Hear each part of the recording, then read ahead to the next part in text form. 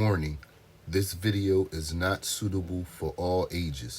Viewer discretion is advised. 1999 সাল আমাদের পাড়ায় এক মধ্যবয়স্ক দম্পতি পাড়ার এক কোনায় থাকা পরিত্যক্ত 6 শতক জমি কিনে সেখানে বাড়ি করে বসবাস শুরু করেন। তাদের ছিল একটি মেয়ে। নতুন বাড়িতে ওঠার পর 4-5 মাসের মধ্যেই তারা তাদের মেয়ের বিয়ের আয়োজন শুরু করেন। মেয়েটির বিয়ে হয়ে যায়, কিন্তু বিয়ের পর সেই মেয়েটি সুখে ছিল না।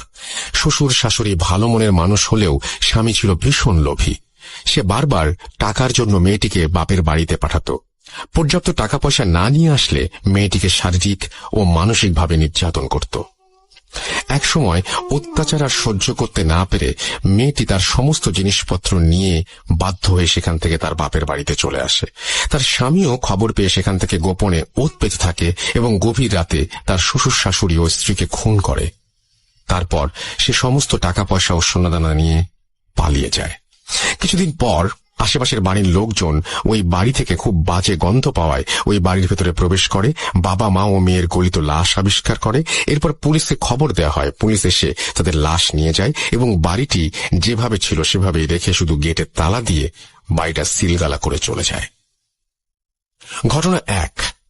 প্রায় 6 মাস পর ওই বাড়িটি ঠিক পাশের টিন শেড বাড়িটি বিক্রি করে দেওয়া হয়। এবারে এক দম্পতি বাড়িটি কিনে নেন এবং ওই টিন শেড বাসা ভেঙে 3 তলা দালান নির্মাণ করেন।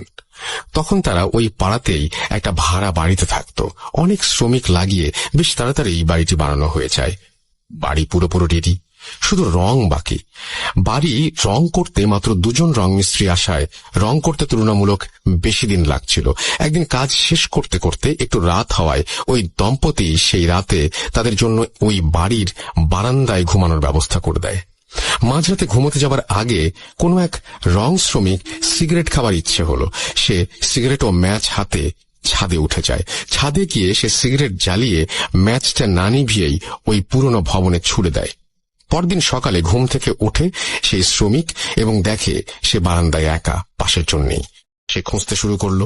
খুঁজতে খুঁজতে সে ছাদে চলে যায়। গিয়ে আবিষ্কার করলো তার সাথে শ্রমিকটি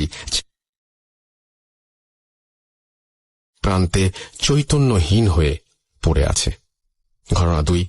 পরবর্তীতে ওই নতুন বাড়িতে সেই দম্পতি বসবাস শুরু করে। তাদের 2 ছেলে। বড় ছেলে ঢাকা বিশ্ববিদ্যালয়ে পড়ত আর ছোট ছেলে ছিল উচ্চ মাধ্যমিকের ছাত্র। ছোট ছেলেটি বিড়াল খুব ভালোবাসত এবং বাড়িতে 3-4টি পোষা বেড়াল ছিল। একদিন ওই বেড়ালগুলো সন্ধ্যার সময় ছাদে উঠে ছাদের কোনায় থাকা টবে গিয়ে একটা ছোট গাছে চড়ে লাফঝাপ করছিল।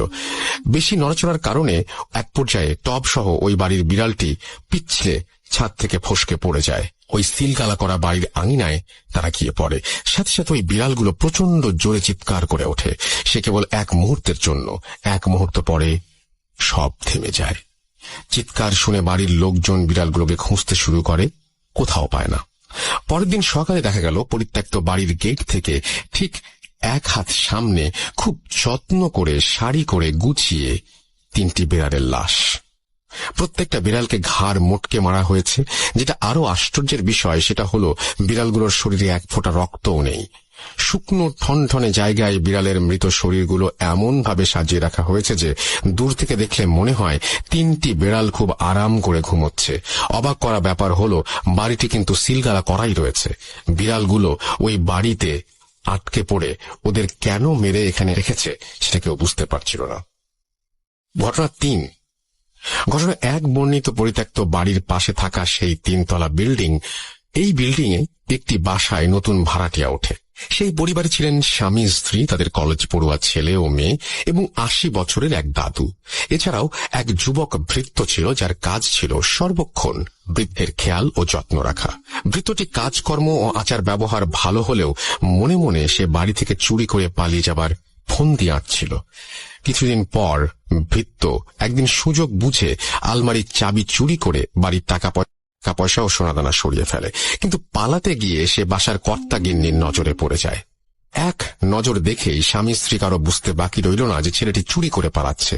তারাও ছেলেটিকে ধাওয়া করে। পালানোর পথ না পেয়ে চাকরটি শেষমেশ ছাদে উঠে যায় এবং সেখান থেকে লাফ দিয়ে ওই সিলগালা করা বাড়িটির আঙিনায় পড়ল এবং এক মুহূর্ত পরেই তীব্র স্বরে আর্তনাদ করে উঠল। পরদিন সকালে ওই পরিত্যক্ত বাড়ির গেটে ঠিক এক হাত সামনে পাড়ার লোকজন ভৃত্যটির মৃতদেহ আবিষ্কার করে, ঠিক সেই জায়গায় যেখানে বিড়ালগুলো পড়েছিল।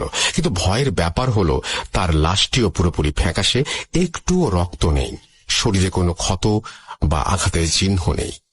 এটা যে কোনো মানুষের কাজ নয় সেটা বুঝতে কারো বাকি রইল না। ঘটনা 4। এক সময় আমাদের এলাকায় ছিচকে চোরের উপদ্রব বেড়ে গিয়েছিল। সে কারণে পাড়ার কিছু কিছু বাড়িওয়ালা কুকুর পুষতে শুরু করে। পরপর 3টি অদ্ভুত ঘটনা ঘটার পরও পাড়ার এক বাড়িওয়ালা কিছুতেই বিশ্বাস করতে পারছিলেন না যে ঘটনাগুলো অস্বাভাবিক। তিনি সিদ্ধান্ত নিলেন তার কুকুরের একটি বড় বাচ্চাকে তিনি ওই বাড়ির ভেতরে ছেড়ে দেবেন। যেই ভাবা সেই কাজ। ওই